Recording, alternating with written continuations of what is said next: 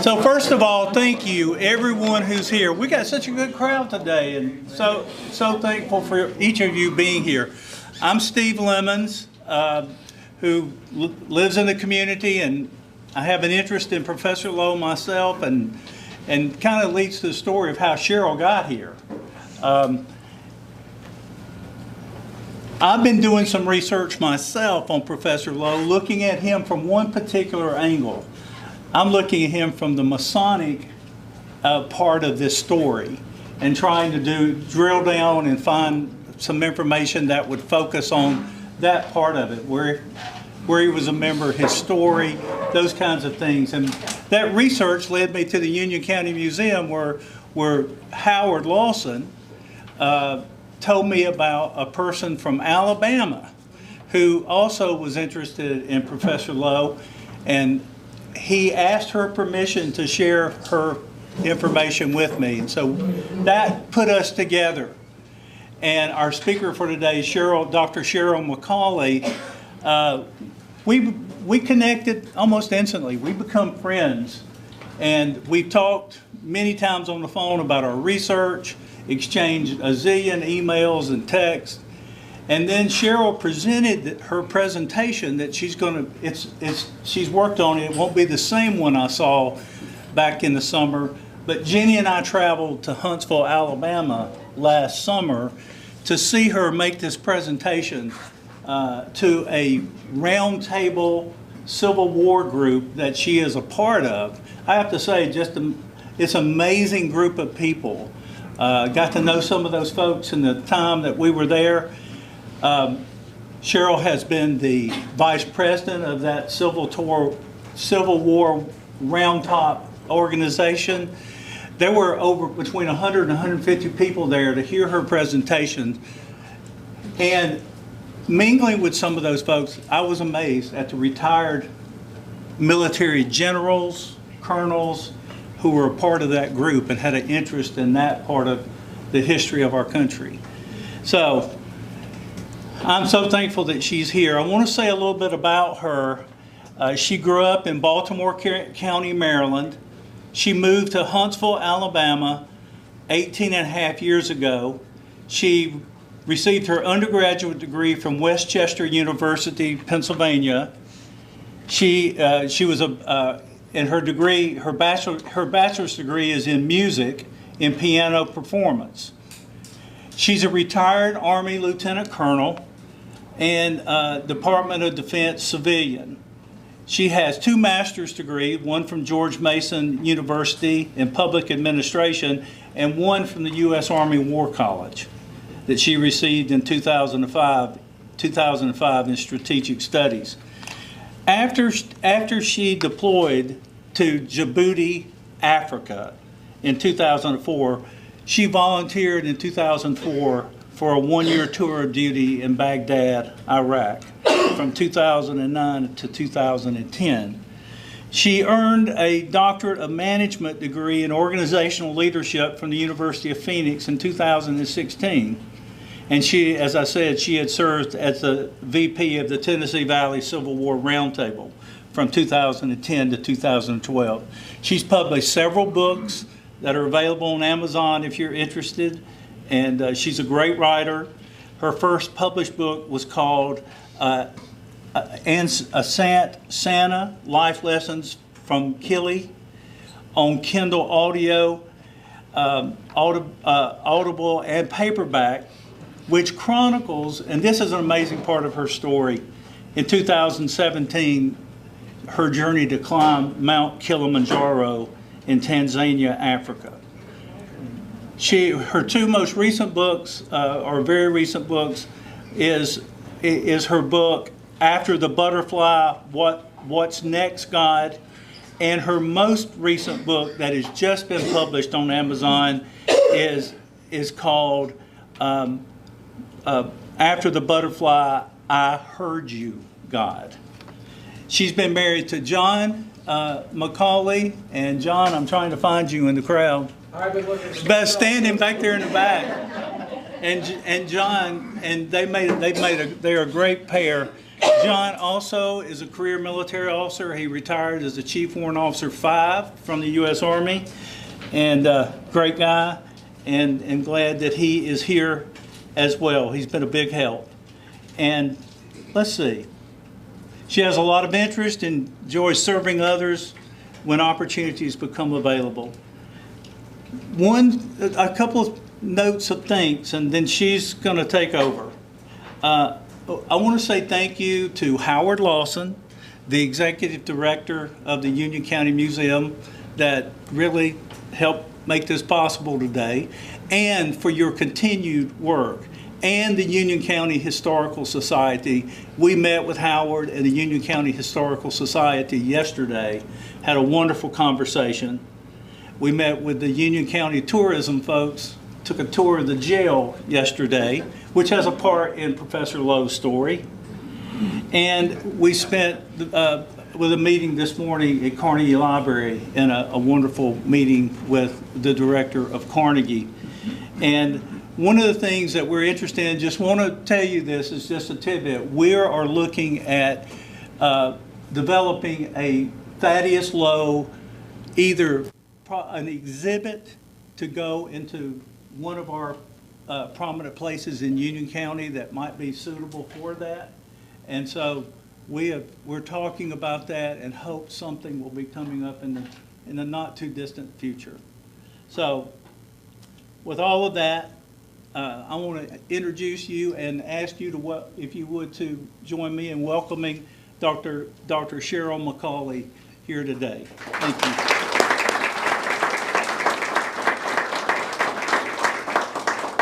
Thank you very much.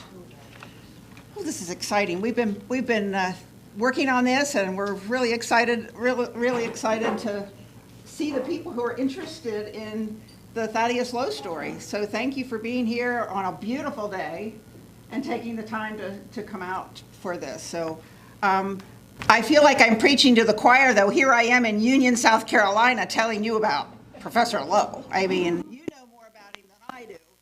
And but I hope that there will be a slide or maybe a quotation or something that maybe you haven't come across yet. So I hope you'll enjoy it. So good afternoon. Thanks for coming today, and thank you, Dr. Lemons, for inviting me and for the hospitality that everybody has shown us with everyone that we've been with. I'm so glad to be with you to share my research of Thaddeus Lowe. Please hold your questions, if you can, to the Q&A session at the end. I don't have to ask this question. If I ask this question in Huntsville, I may get a few hands up, but how many people are familiar with Thaddeus Lowe? Oh, of course, everybody is. Here's an American who was unique, not just in the American Civil War, but in American history over the course of his life. He was quite a character in many ways. So if you're wondering how I stumbled upon him, I did a paper in 1999 for a military course, and you can go to the first slide, please. And there he is with the Intrepid. That's a pretty popular picture. And I had to write a paper in 1999 for a Command and General Staff course. And so I did a paper called, and I always get the title wrong, Military Applications of Ballooning, 1794 to 1894. So you can imagine Thaddeus was in that paper, briefly. And I thought sometime I would like to learn more about him at some point. And during COVID, there was the perfect opportunity to do some more research and put something together for our little round table. So he made an impression on me. The next slide, please, Sawasawa. He was born in New Hampshire in 1832, as you already know. He grew up with boys from a local Indian village. He was athletic and he had a creative mind. He was self-taught after the fourth grade and read books when he could get a hold of them. Others describe this man as tall and slender, with black hair, blue eyes, and a mustache with a low, soft voice. At 17, he attended a lecture on chemistry by Professor Dinkelhoff, and he was invited to travel as an assistant who performed scientific demonstrations. Sawasawa. He eventually learned to start started his own shows, and he did ascensions for he would charge for people to take a ride, and he had earned enough wages to purchase the balloon. And this balloon, the first balloon he had was called the Pioneer. So the nickname Professor stuck with Lowe, even though he did not have an advanced degree, but he was enrolled in courses in chemistry in New York. So it's been said that 19th century aeronauts were given the title Professor. Sawa sawa. He dreamed of crossing the Atlantic Ocean, and this is the sketch of the balloon, which you've all seen. This is the city of New York. Later it was nicknamed the Great Western, renamed the Great Western, and it shows what he envisioned a transatlantic balloon to look like. The lifeboat on here was named for his wife, Leontine. Like many aeronauts before him, Lowe was determined to fly his balloon over the Atlantic to Britain. The transatlantic cable had failed, and Lowe wanted to be able to deliver mail and newspapers to Europe and in his balloon. He could fly much faster than the ships could cross. He was destined to make the trip on September 8, 1860, from New York.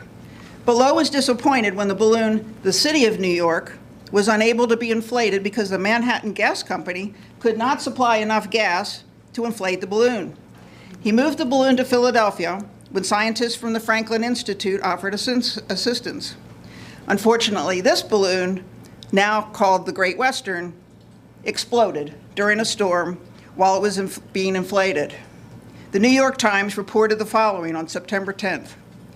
The inflation of Professor Lowe's balloon was resumed this morning, and 1 o'clock was fixed for the hour of its departure. But the high wind caused the balloon to burst, putting an end to the scheme and wasting an immense amount of gas. But he did try again on September 29th, but it also failed because gas was escaping through the slits in the top of the balloon. Materials had deteriorated and rotted from weather exposure, and funds needed to be raised for future attempts. His first transatlantic attempt failed because the balloon couldn't be overhauled and repaired until the following spring. Sawa sawa. Here's a wonderful photo from a website of how Lowe looked during this period of his career. This website is maintained by none other than Lowe's great-great-grandson, Lance Firm, with whom I've been in contact. He also flew to Huntsville for my presentation last summer to the Tennessee Valley Civil War Roundtable. He's very generous about sharing his collection and artifacts.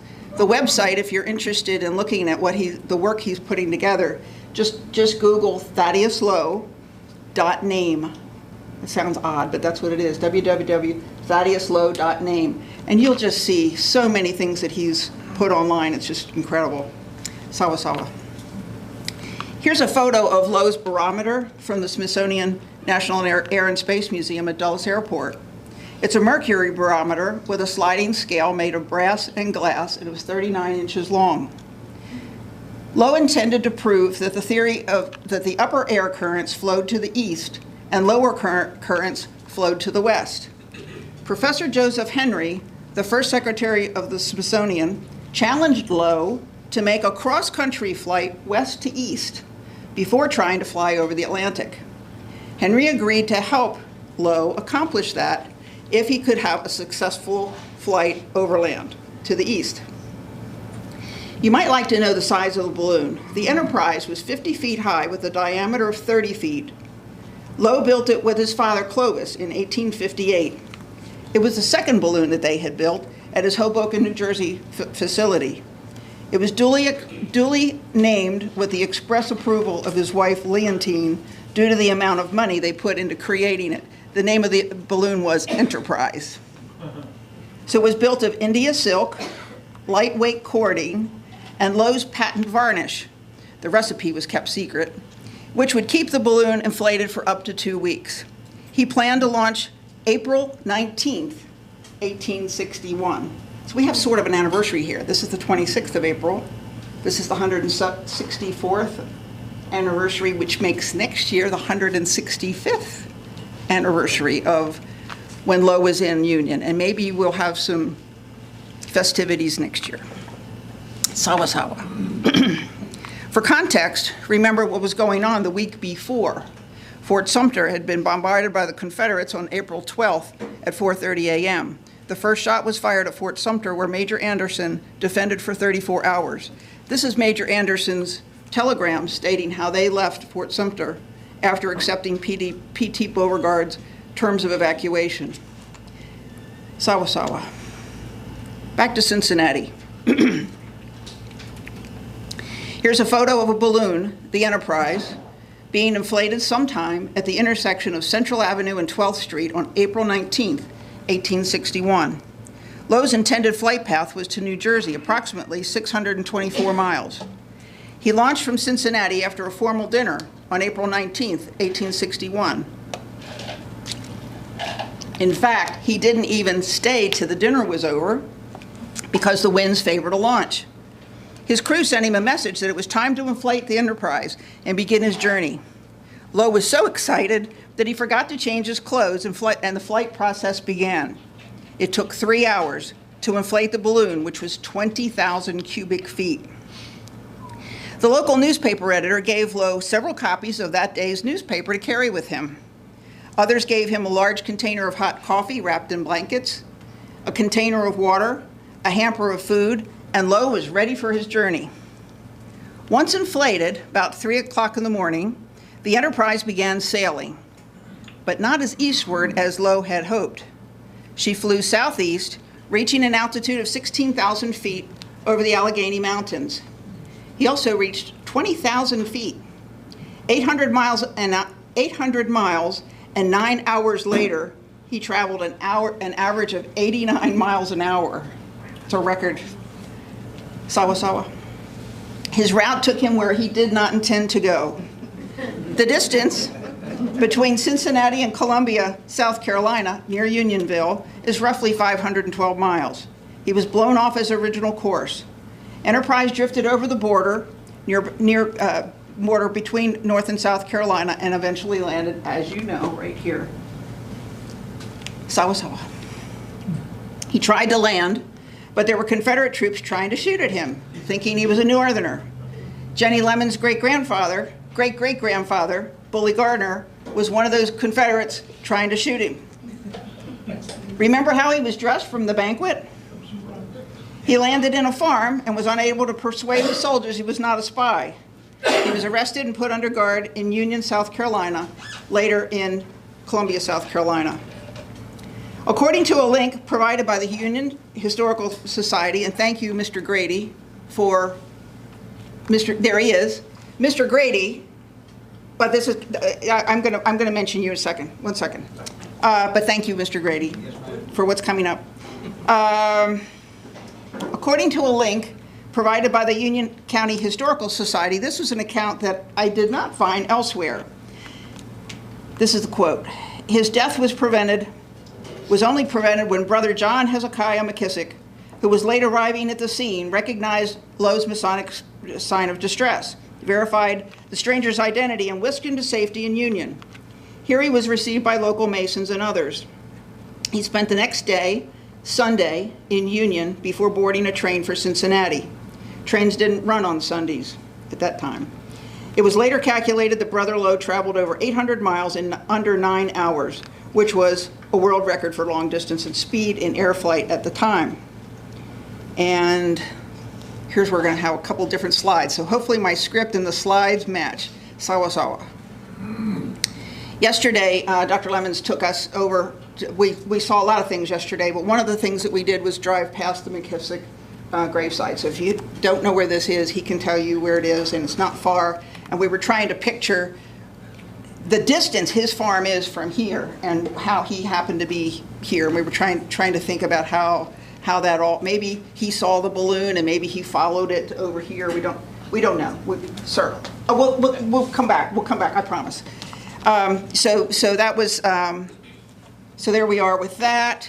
And the next slide, please. And Steve sent me this photo, which I love. And this is from a website called A Long Balloon Trip / Civil War Potpourri at civilwartalk.com. You can see the area of Pea Ridge, South Carolina, where Lowe eventually came down. The pilot of the balloon in this photo is Major Kevin Knapp, retired U.S. Army, and we were talking about him yesterday, Dr. Charles. You can see the remnants of a chimney of a 2-story house, which is long gone. And then I've added some slides from yesterday. So Sawa. Steve got us permission to walk on the property where we think the balloon came down. And it's beautiful pasture. There's a slight hill, and it was really exciting to be there. And look at the weather we had. We were expecting really bad weather yesterday, so we were just so lucky to have such great weather. And next slide, please. There's that same pillar that was in the other picture, which was 2017, and so there's a little top portion that's no longer there. And next slide. And there we are. I'm doing my Julie Andrews impression. and I can't resist. I mean, we have this banner with the round table, and we have 2 of these, and one's never been used, and so I take it with me everywhere I go. So I want people to know about the Tennessee Valley Civil War Roundtable.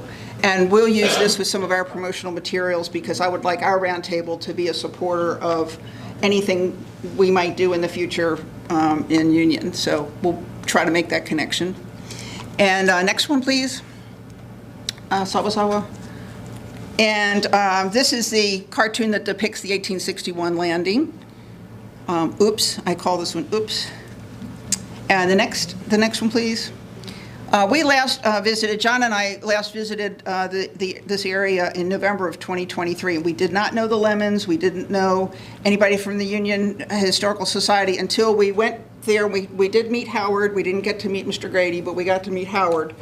And but that was the only person that we knew in Union in 2023. So it has blossomed, and I'm just so excited for the new friends we've made. I wanted to be here and see the terrain and what's left of the area where Lowe landed by mistake. And I wanted to read both sides of the marker. And you already know what's on there, but it's the basic story of after, April 20th, only days after the Civil War, landed the Enterprise on a nearby farm. He was on a test flight in preparation for a transatlantic attempt. Southeasterly currents had carried him 800 to 900 miles from Cincinnati to Union District in less than 9 hours. The other side reads, many locals assumed that Lowe was a Yankee spy, and it was difficult for him to convince them he was not. He was taken to Union and spent the night there under guard. Taken to Columbia, he was allowed to return north by train after several gentlemen vouched for his reputation as a scientist. Lowe later founded and directed a balloon corps in the U.S. Army in Virginia, 1861 to 1863. So prior to our trip in November 2023, John called the Union Historical Society and asked if they were going to be open on Veterans Day. And that's how we got to meet Mr. Grady.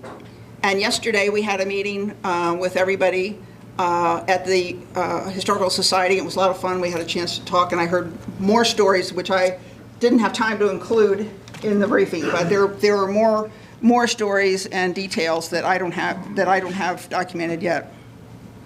We were fortunate to receive an email from Mr. Grady on about yes, they're going to be open, and he sent us a couple of clippings of newspapers, and that would be the next slide, I hope.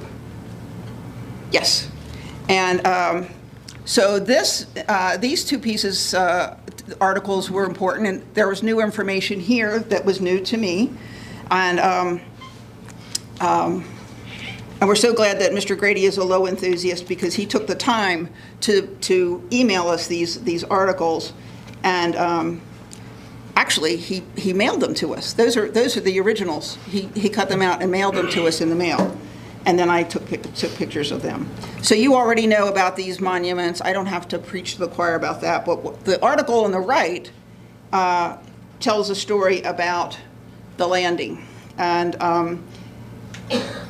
the anchor took hold of a rail of a fence, and Lowe called out to the P. Ridgers. He asked for someone to help him steady the car being the basket.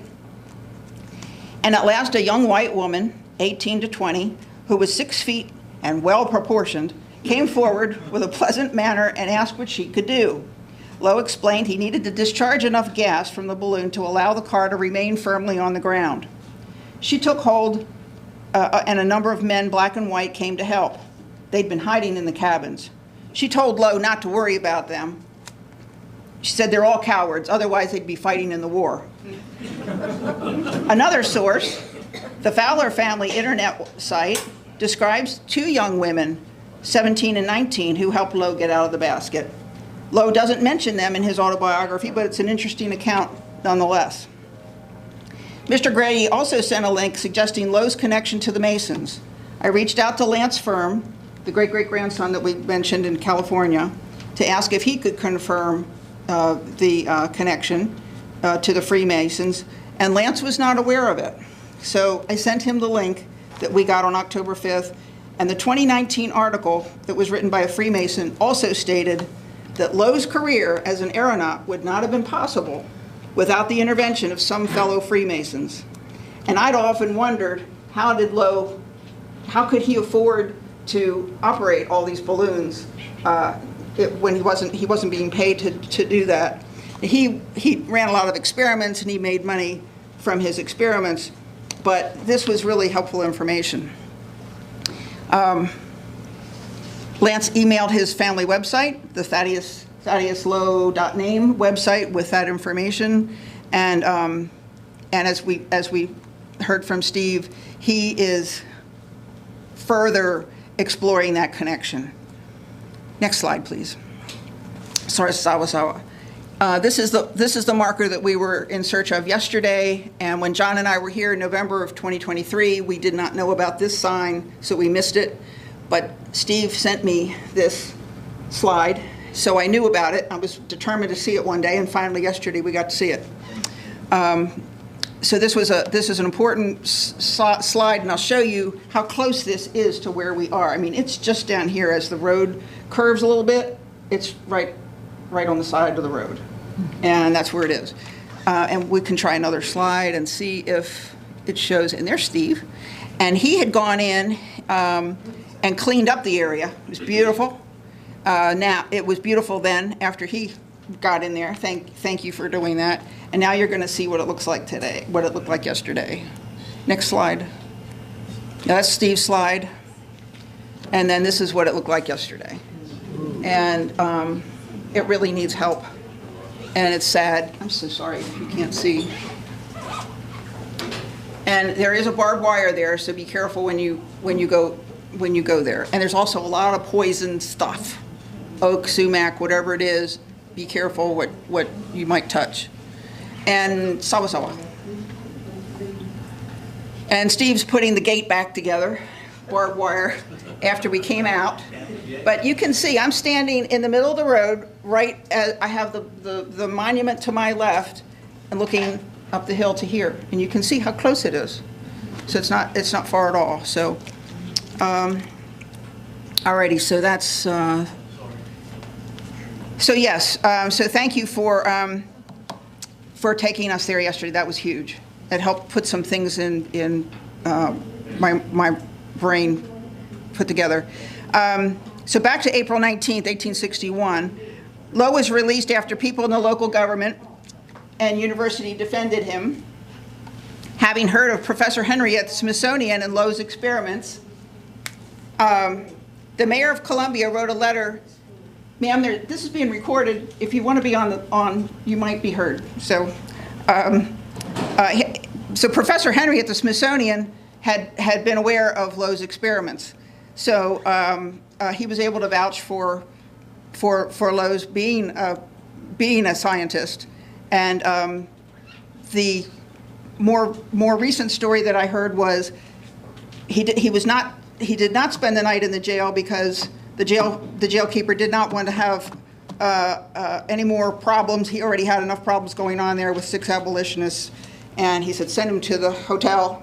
So they took him to the Hotel Goss, is the name, and the hotel owner recognized him because he had been on one of Lowe's tethered balloon rides, and so he was familiar with him, and so that was a huge divine intervention and saved him. So they put him up in the hotel. before he got on the train. So then we have the letter from the note. If we're gonna come back to this. Yeah, we're gonna come back to this. If we can go back to the other slide. I love the letter that the mayor wrote to get him back to Cincinnati. And the mayor of Columbia wrote a letter, which you're all probably familiar with, but just in case you're not, I'm going to read it real quickly. Professor T.S.C. Lowe, now accidentally in our midst, is a gentleman of integrity and of high scientific attainments, and I bespeak with him all the courtesies to which I have fixed the seal of the city of Columbia, South Carolina, which will answer as a passport for him through the Confederate States of North America. Signed, W.H. Boatwright, Mayor.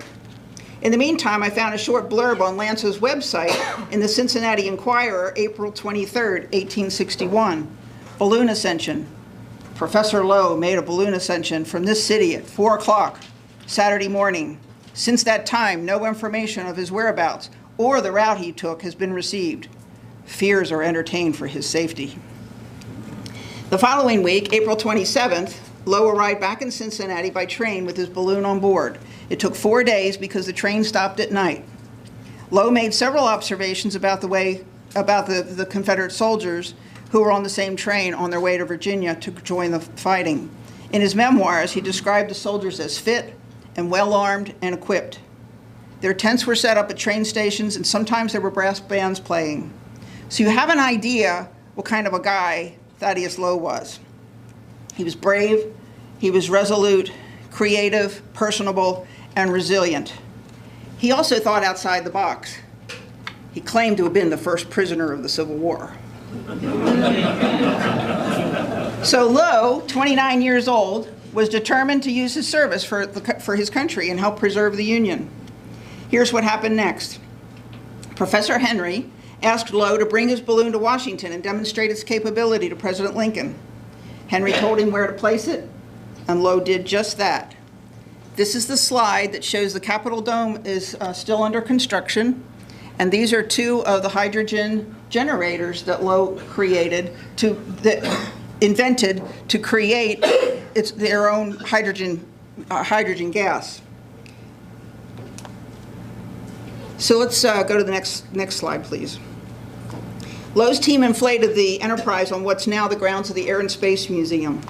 Prior to that, this was the site of the Columbia Armory in Washington, D.C., and the balloon repairs were made here at this armory. Next slide, please. This sketch shows the first balloon ascension in D.C., June 1861. It rose to 500 feet, and it was combined with the new technology of the electric telegraph. Next slide, please. There's a drawing from Harper's Ferry Weekly. Again, you can see the dome of the Capitol is unfinished. Next slide. So this was what the telegraph said. Lowe's telegraph operator sent President Lincoln a brief account of what Lowe could see from the air, although it's a bit exaggerated. And he offered his services to the country. Lowe said he could see 50 miles. For context, if you are familiar with the D.C. area, and you can go to the next slide too, because it took 2 slides to do his quote. In the Virginia area, Fairfax is about 20 miles away. Falls Church is about 10 miles. Manassas is 32 miles. Incidentally, other sources mentioned that tents could be spotted from 6 miles away, and smoke could be observed from 25 miles away. Next slide, please. These are the field glasses that Lowe used until May 1863. I haven't gotten to see these yet. They're in the Smithsonian Air and Space Museum, but they are occasionally out on loan in other places. This is part of the collection that Leon Lowe sent to the museum in 1930. And Leon was Lance's great uncle. After the demo, according to Dr. Crouch, who was the curator at the Smithsonian at the time, the team walked the Enterprise from the location where they were over to the White House. So he was in the basket, and the team walked the balloon over to the White House. President Lincoln came outside and spoke to him, and there's a YouTube about that. Slide 33, Sawa Sawa. Lowe was 29 years old, one reference says 28, and when he entered the White House to meet President Lincoln. After receiving the famous telegram, the president invited Lowe to present his ideas for an Army Balloon Corps. Professor Joseph Henry, the Secretary of the Smithsonian Institution at the time, accompanied Lowe to verify his credentials as a scientist. So how did Lowe get here? Once he read Lowe's famous telegram from the balloon enterprise, President Lincoln sent a message through Secretary Samuel Chase, Secretary of the Treasury, to invite Lowe to come to the White House this evening as early as you can after getting this note. Lowe was staying at the famous National Hotel on 6th and Pennsylvania Avenue. That's also where John Wilkes Booth stayed the night before he assassinated President Lincoln. The hotel manager delivered Chase's note to Lowe. The president invited Lowe to spend the night at the White House and discuss his field of expertise. They spoke for hours about the military application of balloons. Lowe proposed the possibility of an aeronautics corps to Lincoln. President Lincoln was captivated by the idea. The next morning, they spoke again over breakfast. President Lincoln sent Lowe to meet with Lieutenant General Winfield Scott and deliver a note indicating that he, the president, was authorizing Lowe to head up a new branch of the military. Well, how do you think that visit went? General Scott wasn't the least bit impressed with Lowe or his new balloon corps.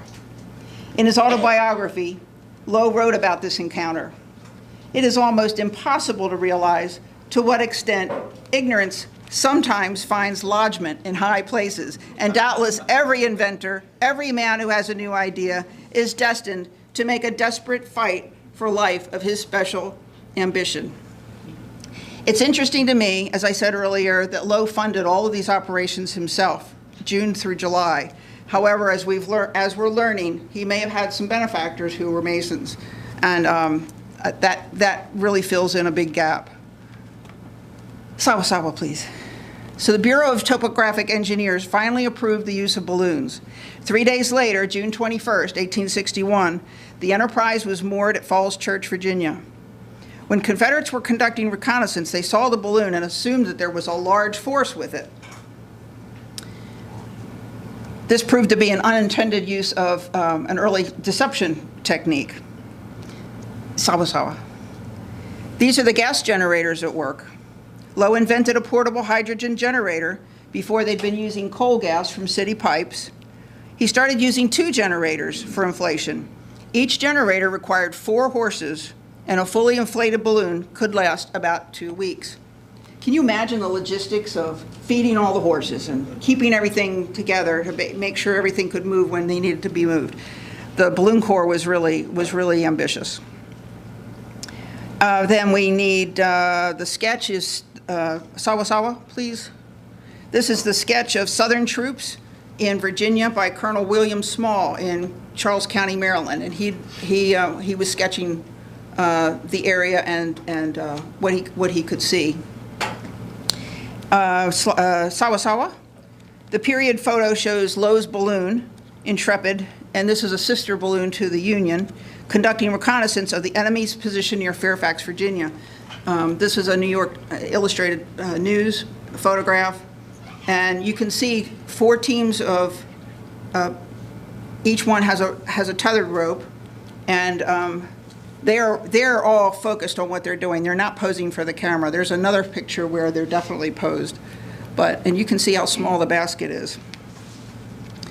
Sawa Sawa. To see, to give you the capabilities to show you the sizes of the balloons. Can we do the next slide, please? Sawa, where's the next one? Okay, this is another look at the Intrepid, and yeah. And we're going to go to the next one. Is it not? We're going to have a chart that shows the sizes of the balloons coming up. Is this it? There it is. And this gives you an idea of the seven balloons and the different sizes. there are two that will hold 5 men. The Union and the Intrepid are the largest, and then it works its way down to the Excelsior and the Eagle, which just holds one person. The Union is the largest of the balloons. Took 1,200 yards of silk, reinforced seams, and a net of heavy linen cord. Ropes were used for marches and ascensions. It took 3 hours and 15 minutes to inflate this balloon. Sawa Sawa. The Enterprise was flown at Falls Church for 2 days, and this is the enemy's position that was drawn from that ascension. And by the way, the Enterprise probably had the most wartime ascensions of all the balloons. She was the only balloon used until the whole fleet was built. I don't know exactly where this is, but you can see the words tent and farmhouse and open field written on there. Confederate General P.T. Beauregard ordered extra campfires be lit and dummy gun emplacements constructed to deceive the balloonists. They used stovepipes and logs painted black. Lowe noticed that there seemed to be more fires lit in the afternoon after he ascended. On June 23rd and 24th, Lowe moved to Taylor's Tavern, which is today's Seven Corners, which is another 2 miles southeast from Falls Church. It was here that Lowe performed the first occurrence of aerial military reconnaissance in American history. He devised a system of signaling flags. So if he waved a white flag in one direction, the cannons needed to shoot further. A wave in the other direction meant the cannons were firing too far. At noon on July 21st, Lowe received an order to take the Enterprise towards Bull Run. They crossed the Aqueduct Bridge. The remaining pier is still where the Key Bridge is now near Georgetown. Fort Corcoran, near present-day Georgetown, was a wooden and earthen structure that protected the south end of the aqueduct overlooking the Potomac River. If you're familiar with Washington, D.C., this would make a little bit more sense, and I've included that, and I'm sorry if it's not familiar to you. Lowe had been making observation flights from there. They were instructed to move along the Warrenton Turnpike to meet up with General McDowell. John Wise's balloon, the Atlantic, failed to get there. He'd gotten caught up in trees. John Wise, one of Lowe's competitors, had been contracted to build a new balloon for Lowe to pilot because Wise was the lowest bidder, and it didn't show up on time. Lowe refused to fly in Wise's balloon, not trusting any equipment besides his own. The engineer captain ordered Lowe to inflate his balloon, Enterprise, and move it with the Army to Manassas. Lowe and others were not able to get their balloons in place without damaging them. 3 different aeronauts failed to do this in time because the balloons were caught in trees and telegraph wires when trying to move to Manassas. By the way, there weren't any uniforms for the Balloon Corps, but they did have a little insignia on their cap in the shape of a balloon with a BC on it. Just after the Union defeat at the Battle of Bull Run, President Lincoln had decided, had there been more information about Confederate forces, the Union wouldn't have lost. About a month later, President Lincoln asked Lowe to return to the White House. The president had heard from Professor Henry that there had been logistical challenges from getting equipment and new balloons. He asked Lowe to revisit General Scott on July 25th, 1861. Sawa Sawa. He penned the following on a card. Will Lieutenant General Scott please see Professor Lowe once more about his balloon? Lance Firm, the great-great-grandson, told me that Lowe had a duplicate of this card made for each of his 10 children, and Lance actually had 2 of them, and he gifted me with one last summer, which blows me away. I did not bring it. I'm sorry, I did not bring it. I need to add a picture of it, though, so you can see but it's very much like this. Next slide, please. June 2023, John and I drove to Dayton, Ohio to visit the National Museum of the U.S. Air Force, and to my delight, there was a very nice exhibit featuring the early use of balloons. I took photos to include in this briefing, and here's how the note, you see in the bottom, in the middle, that's where that note from President Lincoln was displayed between these 2 letters. As you might imagine, old Winfield ignored Lowe's attempts to present the card. The general's aide kept telling Lowe the general was engaged. Well, then he's having lunch. Well, he's having a nap. President Lincoln was awaiting a response. Here's how he handled it, according to Lowe's autobiography. All the time, the president was waiting the result of my conference with General Scott, and with some heat, possibly, I think Lowe may have had a little bit of a temper, and with some heat, possibly, I reported that General Scott could not be seen on official business, even at the president's suggestion. He looked at me a moment, laughed, and he arose, seizing his tall silk hat, and bade me come on. He proposed to find out what was the matter with Scott. We soon reached the general's headquarters. The President of the United States. The orderly saluted, and presto, we stalked right into the presence of the old general, who certainly looked startled. General, the president said, this is my friend, Professor Lowe, who is organizing an aeronautic corps from the Army and is to be its chief. I wish you would facilitate his work in every way and give him a letter to Captain John Dahlgren, Commandant of the Navy Yard, and one to the Army Quartermaster, Captain Montgomery Meigs, with instructions for them to have all necessary things to equip his branch of the service on land and water. It was extraordinary how things changed.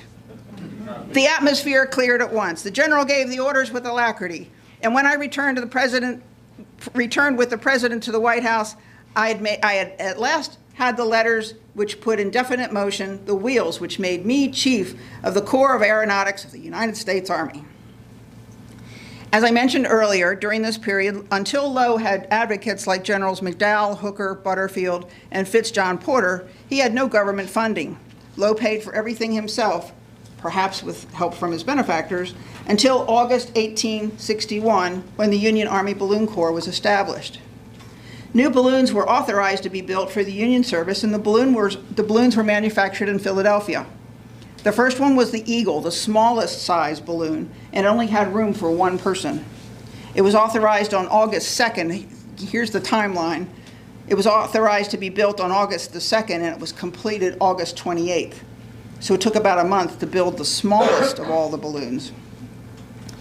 John LeMountain is one of the other, he was one of the other civilian balloonists, and he and Lowe did not get along. It was too bad.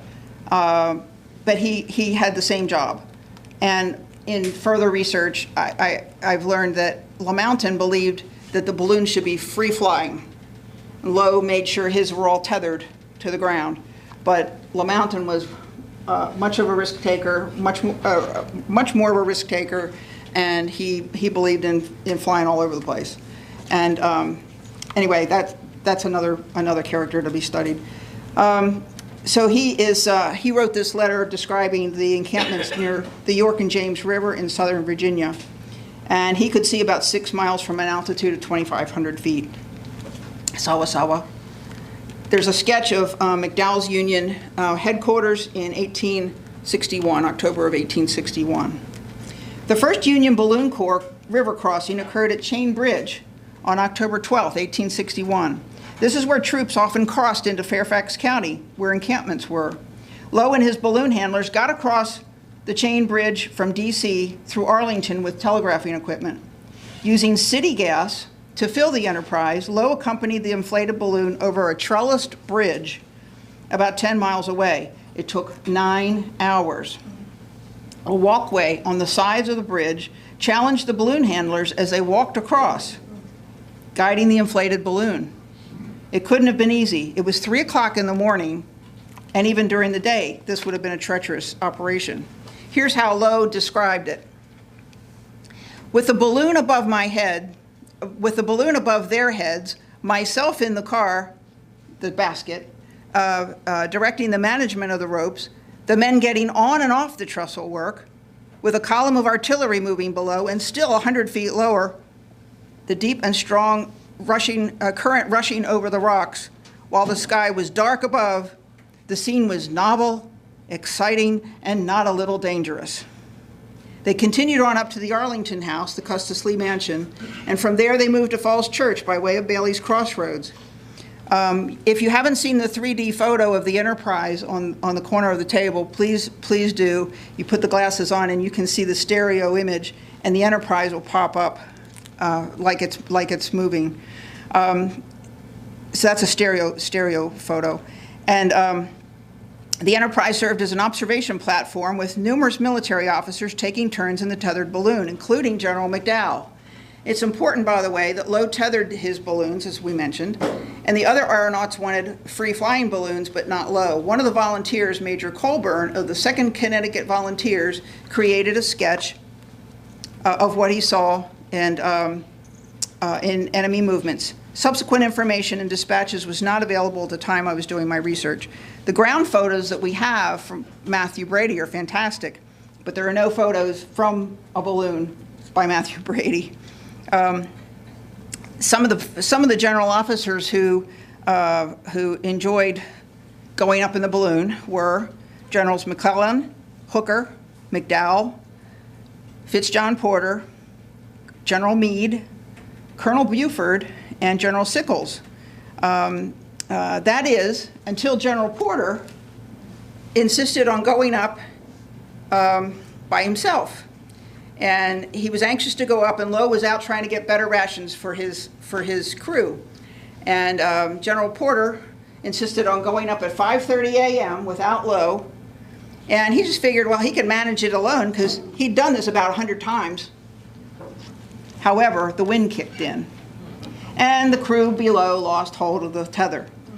Only one tether line had been used instead of the normal 3, and that one had been compromised by acid, and it broke free. While General Porter was 50 feet in the air, Porter went sailing over enemy lines. One reference said he opened his valve, allowing the hydrogen to escape, and only the silk acting as a parachute saved his life. Another reference said, fortunately, the wind sent him back, blew him back. Either way, he happened to land about 6:30 in the morning near a road to Yorktown where Lowe happened to be. Lowe saw the general climb out of the basket. Porter had observed the enemy positions and had excellent recall of what he saw, and created a great sketch of what he had seen. Lowe said, "I found it difficult for a time to restore confidence among the officers as to the safety of this means of observation." So do you know which brave cavalry officer did not like going up in a balloon? General Custer. He was a lieutenant, and he described the balloon as being a wicker basket 2 feet high and 4 feet long, and he just didn't feel safe, so he sat on the floor.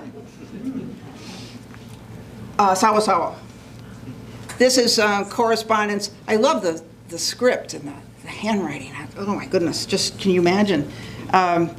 This is correspondence from a quartermaster directing that there would be support for the Balloon Corps. And very respectfully, your obedient service, your obedient servant, and so forth and so on. Sawasawa. Here's a photo that shows the Intrepid being replenished by the smaller balloon, the Constitution. And the Constitution is down on the ground there. And the next slide. This is the map that shows the balloon disposition. So we've got 2 Union balloons on the top, and we've got a Confederate balloon down the bottom. We're going to come back to this map. And I have only ever seen this map on Lance's website, and I'm really glad that I saw it. Next slide, please. This is a war correspondence sketch made into a Courier and Ives print of the Intrepid at the Battle of Fair Oaks, May 31st, 1862, also known as the Battle of Seven Pines, Virginia, May 31st to June 1st, 1862. Professor Thaddeus Lowe has observed this battle from that balloon. Sawa. This photograph is taken just prior to the Battle of Gaines Mill, on the edge of the property preserved by the American Battlefield Trust. If you don't know American Battlefield Trust, they're doing amazing work preserving battlefield property around the country. This is a really good look at the generators and preparations for the Union soldiers for an ascent. If you can see, and I'm sorry I don't have a pointer, but I've got to show you that's Professor Lowe. He's feeling the balloon, the gas in the balloon, and I think it's a great. I love that photo. So he's testing the amount of gas, and that's a Matthew Brady photo. And these photos are in the National Archives, of course. While operating from Dr. Gaines' farm on the future Gaines Mill battlefield, Lowe was positioned close enough to Richmond that he could clearly see the movements of soldiers and individuals within the city. In preparation for General McClellan's assault on Confederate forces in the peninsula, Lowe was able to observe 8 miles of enemy defenses near Yorktown. Lowe ascended at midnight with Brigadier General Heintzelman, a corps commander of McClellan. Lowe wrote about what he saw. He wrote, "There were bonfires that could only be seen from the balloon, and the general wondered why there were more wagons going into the area than going out. Lowe explained that the ingoing wagons were light and moved rapidly, the wheels being visible as they passed each campfire, while the outgoing wagons were heavily loaded and moved slowly. General Joe Johnston had moved thousands of reinforcements to the peninsula, but was now retreating to Richmond. Because Lowe reported this movement, McClellan was able to conduct a surprise attack the next morning to occupy Williamsburg." Next slide, please. Here's the eagle in a bad way. You can see how important it is for weather, all the elements, all the challenges there are to balloon operations. The command and control of the 7 balloons that were built went from engineer to quartermaster, back to engineer, and ended with the Signal Corps. It must have been a logistical nightmare, no matter who was in control. The Union Army built 2 larger balloons, the Intrepid and the Union, which were 65 feet high with a diameter of 38 feet. They were made with double thick silk. The fabric cost about $500, the netting $200, the wicker basket about $12, and each balloon had ropes, ballast, cables for ascending and landing. None of them were shot down, though some were fired upon by both Confederate and Union troops. Lowe's basket was hit, but not the balloon envelope or the occupant of the basket. Sawa Sawa. You can see just how small the basket is, and Lowe is standing in that. And you can see this is the one where I say I think it looks posed. Everybody's looking at the camera except for Lowe. Sawa Sawa. The Constitution's mission, there's a little article that was printed, and I thought it was important to show how they were used for operations. A balloon for Beaufort, South Carolina. Professor Lowe's balloon, Constitution, goes this afternoon to Beaufort, South Carolina, on the steamer Coeur de Lion, which will tow the hull of the old steamer Washington Parke Custis, now called a balloon boat, carrying gas generators, sulfuric acid, and iron filings for making gas with other necessary concomitants. A balloon corps of 40 privates with a corporal, sergeant, lieutenant, and aeronaut will form the expedition. It will run the blockade tonight en route to Fortress Monroe. If all should prove favorable, a reconnaissance will be made at the lower end of the blockade tomorrow. The rebels have taken to amusing themselves, building fires to deceive Professor Lowe by the smoke. But only in the instance they have attempted it, they've been baffled by his appearing of them overnight when they least expect it. An aeronaut is left by Professor Lowe with each balloon at different posts, who is competent to make an ascension any hour, day or night. And so the Sawa Sawa, here's the balloon boat, and some have said this is the first aircraft carrier, precedes an aircraft carrier. And this is the Washington, and it's a Union gunboat, and they used the balloon from there. And Sawa Sawa. Did the Confederates also have a balloon corps? About a year later, the Confederates had one balloon for a couple of months as the sole competitor from May to July 1862. It flew over Richmond while General Lee put up a defense there. Nicknamed the silk dress balloon, it was reportedly made from ladies' petticoats of all demographics, rich and poor alike. However, petticoats were white and cotton undergarments. The balloon envelope was made of silk. A merchant named Langdon Cheeves paid $514 in Savannah and Charleston for 20 mixed bolts of unwrapped silk lying in the warehouse of Kerosene and Lighting, wholesale fabric merchants. The colors were yellow, green, white, and dark red, some plain, some carrying decorative patterns. It was sealed with a clear, vulcanized rubber coating removed from old wagon springs, which gave the silk an unusual glisten in full sunlight. It also leaked. It was tethered to a railroad boxcar in the York River Railroad. The appearance of this balloon reinforced McClellan's fear that the Confederates were planning for an offensive against this left flank. For the second day, the Confederates were able to continue fooling McClellan south of the river by employing minor diversionary attacks to command the attention of 60,000 Federal troops while the heavier action occurred north of the river. Sawa Sawa. This is the map I showed you earlier. I circled the Gazelle. This is the Confederate balloon, the Gazelle, in red. She's near Richmond, positioned near the railroad, and that's one of the ways they transported her. Sawa Sawa. We were lucky to see this balloon remnant in Ohio at that Museum of the Air Force. There was no further information about it. Many years ago, I thought if John and I had $1 zillion, we'd make a silk balloon and take it around to the reenactments. And then there was COVID and everything changed. Sawa Sawa.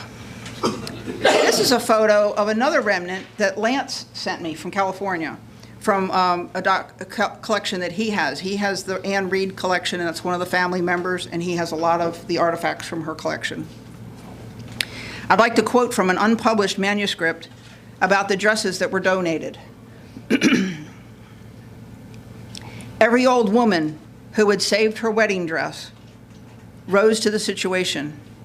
Women of all grades and conditions, children, young ladies, poor women who had but a single dress, who had saved it for years, widows who had packed their bridal dress away in old cedar chests, took them out, wept over them, doubtless, and marched to the nearest official, and with eyes glistening with patriotism for the cause their husbands and brothers were fighting for, handed in the dress. Some of these dresses had been seen by General Washington, King George, Napoleon, and Frederick the Great. One woman described the significance of her dress when she handed it to one of General Lee's second lieutenants, with a tear running down her cheek. Yes, it is a sacred relic. It is a dress worn by my grandmother at her wedding. General Washington's arm had pressed that sleeve many a time, and the rustle of the old silk has been heard at Arlington at his headquarters, and in New York and Philadelphia. And that, sir, continued the venerable old lady, is why I give it without a pang. I give it to my country.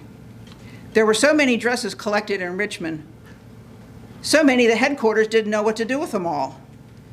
Women and tailors laid them out and began to sew them together. And again, that's from the great-grandson's website. Sawa Sawa. Here's a beautiful look at another balloon remnant sent to me by the living historians Steve and Patrice Demery from Somerset, Kentucky. The Demerys graciously sent me this photo.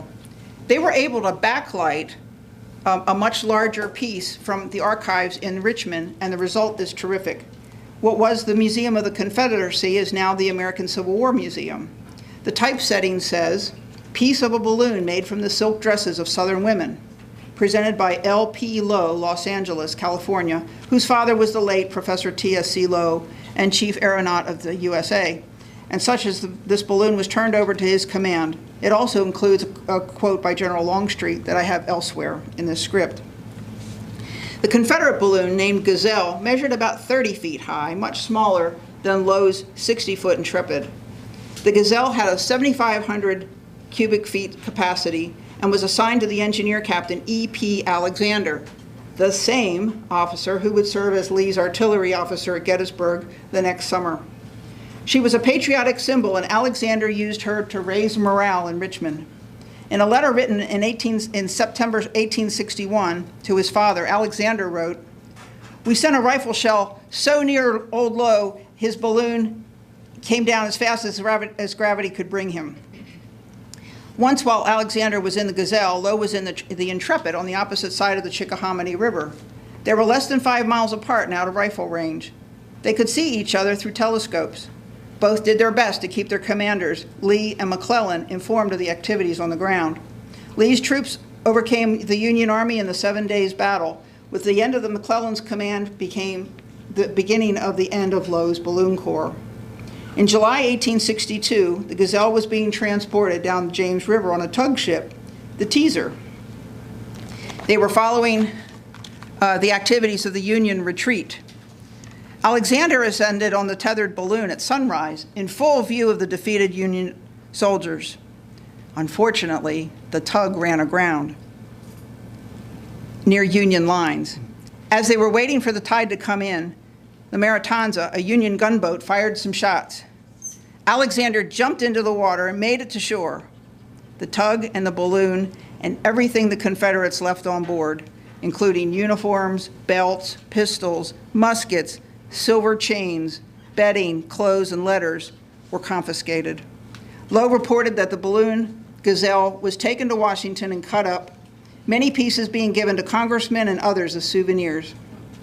In his retirement in California, Lowe still had a piece of the faded fragile fabric in his office. It's a dark red material about the size of a playing card. It was found folded in one of his letters. It's in the Library of Congress today. Alexander later wrote, when he was a Confederate general, I have never understood why the enemy abandoned the use of military balloons. Even if the observers never saw anything, they would have been worth all the cost for all the annoyance and delay they caused us in trying to keep our movements out of their sight. The romanticized stories of the balloon were told by even General Longstreet. Here's his full quote. The Federals had been using balloons in examining our positions, and we watched with envious eyes their beautiful observations as they floated high up in the air and well out of the range of our guns. We longed for the balloons that poverty denied us. A genius arose for the occasion and suggested that we send out and gather together all the silk dresses in the Confederacy and make a balloon. Soon we had a great patchwork ship of many and varied hues. The balloon was ready for the 7 days campaign. We had no gas, save in Richmond, and the custom was to inflate there, tie it securely to an engine, and run it down the York River Railroad to any point where we desired to put her up. One day it was on a steamer going down the James when the tide went out and left the vessel and left the balloon high and dry on a bar. The Federals gathered it in, the last silk dress in the Confederacy. The capture was the meanest trick of the war and one I have never yet forgiven. That was General Longstreet. According to the Dayton Museum, actually the South had at least 3 balloons in service, one of cotton and 2 made from new bolts of silk of various colors. The South's inability to produce hydrogen in the field, along with material shortages, forced the Confederates to abandon balloon operations in 1863. Sawa. Lowe missed the Second Battle of Bull Run in the summer of 1862 when he contracted malaria from the mosquito-infested Chickahominy River during the Peninsula Campaign. While he was recovering in D.C., he received orders on September 18th to move his balloons to Sharpsburg, which was a day after the Battle of Antietam. McClellan expressed regret Lowe had not been present at the battle, as the balloon would have been invaluable to him during the engagement. Lowe told McClellan he was clearly frustrated at the delays in communication and his operations and felt it had to do with his being a civilian. McClellan told him he would recommend that the balloons would be made a distinct branch of the Army and that Lowe would be given a commission, and that's what Lowe wanted from the beginning. However, by November, McClellan was replaced by Burnside, and the balloons were not being used. At Fredericksburg, December 1862, Lowe was not given permission to fly until the day of the battle on December 13th, but the fog in the morning didn't dissipate until 10 a.m. There was not enough time to evaluate the enemy disposition at the wall. Lowe was observing at Stafford Heights across the Rappahannock River, which was a considerable distance to the rear. He didn't need the telegraph or signal flags because he could simply shout his observations down to Burnside's staff at the headquarters. General Burnside was also relieved in January 1863 after the massive defeat of Fredericksburg in December 1862. After building an aerial reconnaissance force of 7 balloons, 12 generators, and 9 aeronauts, Lowe's career with the Union Army ended badly in April 1863 when Captain Comstock was given authority over the Air Balloon Corps under command of General Hooker. Lowe's salary was reduced from $10 a day, which had been that was a colonel's salary, to $6 a day. The other crew salaries were also reduced. Eventually, his father, Clovis, who was trained in all aspects of balloon operations, was fired. Lowe wrote to General Butterfield, who was General Hooker's chief of staff, to tender his resignation. He wrote, he focused on the financial sacrifices he made to keep the balloons operating, and he requested a reimbursement for the expenses on materials and equipment he'd purchased. General Butterfield sent the letter back, noting it should have gone through Captain Comstock first for approval. Lowe continued to serve for no pay through the Battle of Chancellorsville in 1863, where he reported heavy columns of enemy and infantry artillery moving up the river, accompanied by many army wagons in early May. Not only were balloons absent from Antietam, they were not in Gettysburg either. After Lowe left, there were a couple of remaining civilian aeronauts supporting the Army of the Potomac, but none were deployed to Pennsylvania in time for the battle. Lowe resigned May 8, 1863. Eventually, all but 2 balloonists were left. The last observation of Confederate troops was when they moved through the Blue Ridge Mountains in June of 1863, just before Gettysburg. There are 3 points I'd like to make about the effectiveness of the balloon observations, whether or not Lowe made a difference. The first is that, by no surprise, balloon operations were dependent on the weather. The snow, fog, thunderstorms, rain, ice, wind made a huge impact on how balloons were handled, if they were even able to ascend. Second, Lowe didn't discuss the death and destruction that he observed when directing artillery fire and observing the enemy. He witnessed horrible sights from the air, and it must have taken a toll on him. Lastly, Lowe had difficulty with the other balloonists who shared his passion. They might have accomplished more than they did had they gotten along. Lack of trust and little collaboration between John Wise, John LaMountain, and the Allen brothers was evident when they were trying to accomplish the same goals. And as I said yesterday at the museum, at the Historical Society, to think of the lives that may have been saved had they worked together and be able to support the operations and perhaps save lives that could have made a difference, and think the difference the balloons would have made at Gettysburg. But anyway, that's thinking outside. Finally, I believe his most successful endeavors were in support of the Army of the Potomac, where he had the ears of the commander. Lowe's last balloon flight after the war was in November 1865, when a couple wanted to be married in the air, but the preacher wouldn't participate in an aerial wedding. So the couple was actually married the day before the balloon ride. Sawa sawa. So there are some other tidbits and trivia. The TSC stood for Thaddeus Sobienski Constantine. He's a member of the U.S. Army Military Intelligence Hall of Fame. The Lowe Army Airport, heliport in Fort Rucker, which is in Alabama, it's now Fort Novosel, near Enterprise, Alabama, is named for him. And TSC Lowe was nicknamed the grandfather of the United States Air Force. He was inducted into the National Balloon Museum in Iowa, 2017. In Sawasawa. He met his 18-year-old wife after one of his lectures when he was 21, and they were married on Valentine's Day in 1855. A copy of the marriage license application is on the Demarie's website, which can be accessed through Lance's website. They had 10 children and all survived. This is a photo of all the children are listed at the bottom, and this was for the Lowe's 50th wedding anniversary celebration, and it was used for a 2002 Lowe family reunion. This is one of the slides I borrowed from Lance's incredible website. Sawa sawa. References state that Lowe died a pauper at 80 in 1913, but he was not penniless. He dispersed his wealth to his heirs. His wife predeceased him. He and Thomas Edison were contemporaries, and for context, Longstreet died at 82 in 1904. Sickles was 94 in 1914, and Chamberlain was 85 in 1914. He's buried at the Mountain View Cemetery and Mausoleum in Altadena, Los Angeles County, California, near Pasadena. He wanted to be buried at Arlington Cemetery, but his civilian status prevented it at the time.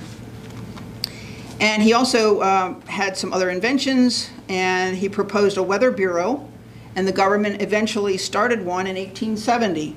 He felt confident that air currents moved eastward. Sawa. Lowe built the first shipboard ice machine and shipped fresh beef on a steamer from Texas to New Orleans. The beef was in good condition when it arrived, a remarkable achievement for 1866.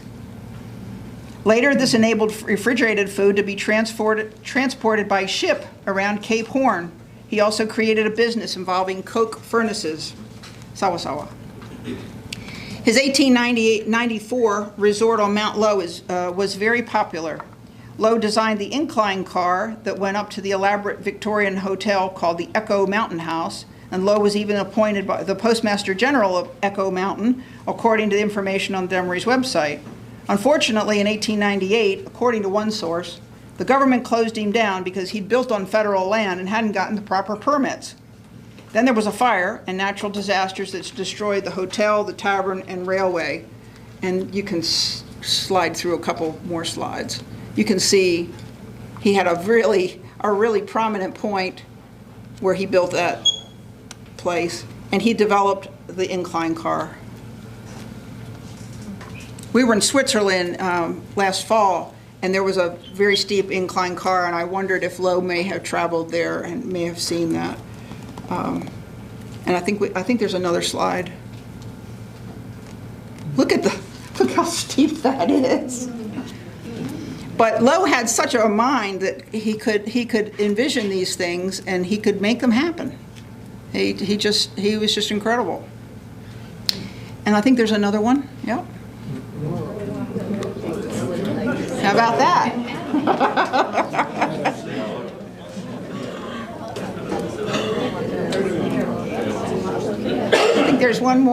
I think there's one more. All righty. He had an aviator granddaughter. So in 1910, Lowe took his 9-year-old granddaughter to an air show. 20 years later, Frances Pancho Barnes, 1901 to 1975, beat Amelia Earhart's speed record of 181 miles per hour in 1930. Pancho's record was 196.19 miles per hour. Later, she broke her own record at 245 miles per hour. She was a Hollywood stunt pilot and was the first female stunt pilot in the 1930s movie Hell's Angels. She founded the Motion Picture Pilots Association to ensure safety standards and fair wages for their dangerous profession. Pancho later operated a dude ranch in California. It was called the Happy Bottom Riding Club, where several military test pilots visited, including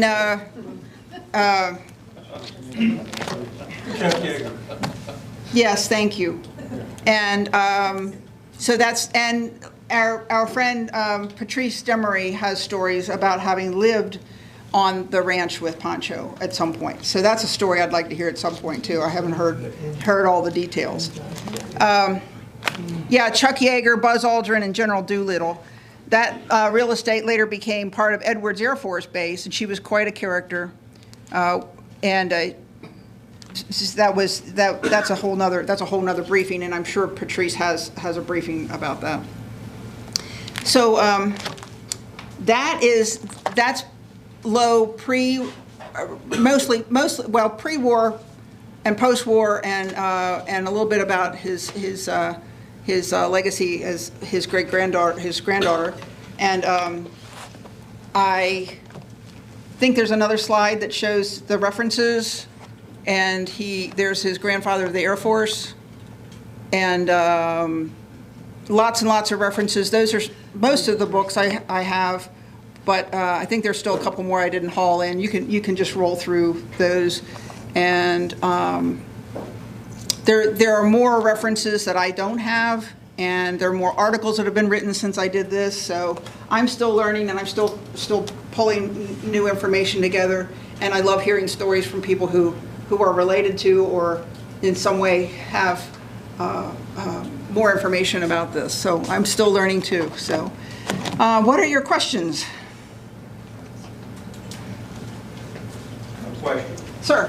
The slide that showed the old marker that Steve found down in the pasture.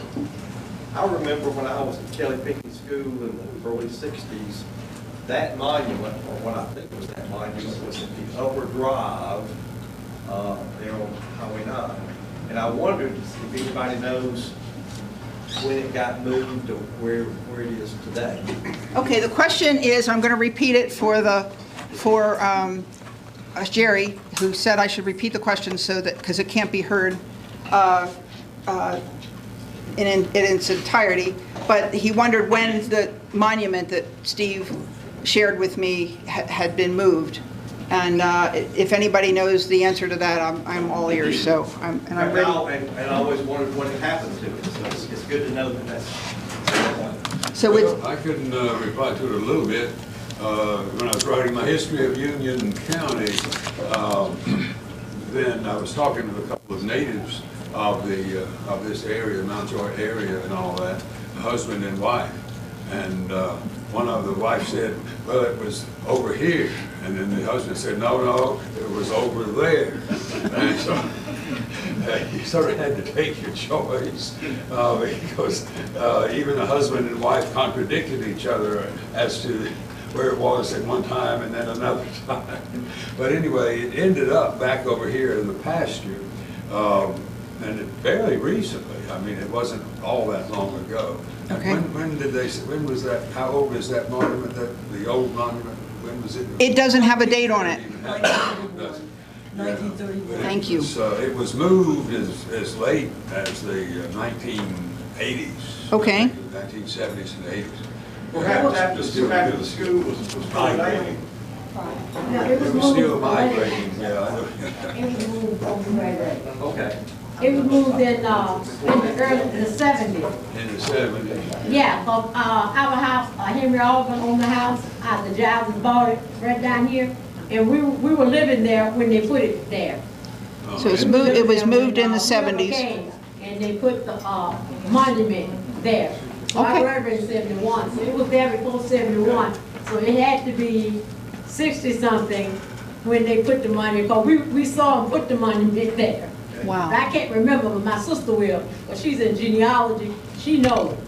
So there's, I'll find that out, so I'll let you know. so a lady said, who's in the audience, said that it was moved in the 70s, Close to 71. in the 70s, and she remembers seeing it be moved.